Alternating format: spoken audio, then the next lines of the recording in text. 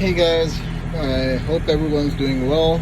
I just want to go over an issue that someone probably is experiencing, or if you're experiencing yourself. So let's say you you drove your truck and you're at a truck stop, or you turn off your truck. Now it's not turning on. It's not giving you any red light. It's not giving you any engine code, and you think it's the clutch switch. And you keep on pressing the clutch, nothing happens. You turn on the key, the lights turn on and they cycle, but you don't get a single crank out of the motor, and you think your starter is dead. Before you replace your starter, what you want to do is you open your hood, and what you want to do is look for this box. It doesn't matter if you get a Cascadia or a Kenworth, they all have a box like this inside. What you want to do is open this guy up. I should have opened it beforehand. So you open it up, right? You see these fuses. What I have learned in my experience, even if the fuses look good, just go ahead and replace every single of them, because now these electronics are so sensitive that it won't blow the fuse completely.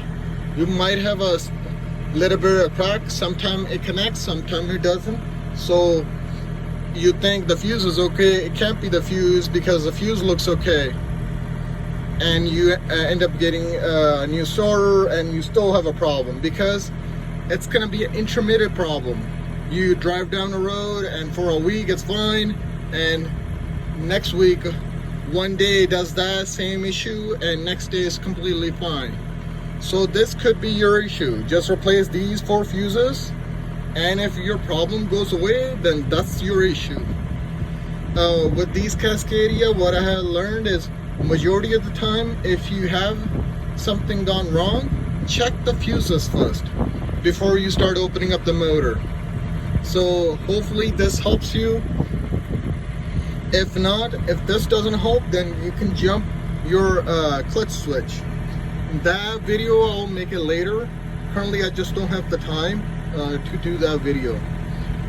Hopefully guys, this helps you. Also, what you can do, this is the PND box, and if you have issues, you can disconnect the switches inside and re-plug them in, and that helps too sometimes.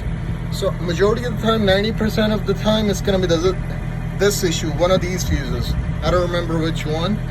And let's say you turn on your truck and it says no motor. There's a fuse in here, one of them, that codes for the motor. So that's your issue. Hopefully this helps you guys. Please like, share, subscribe, and hit the ring button. And you guys have a good day. Bye-bye.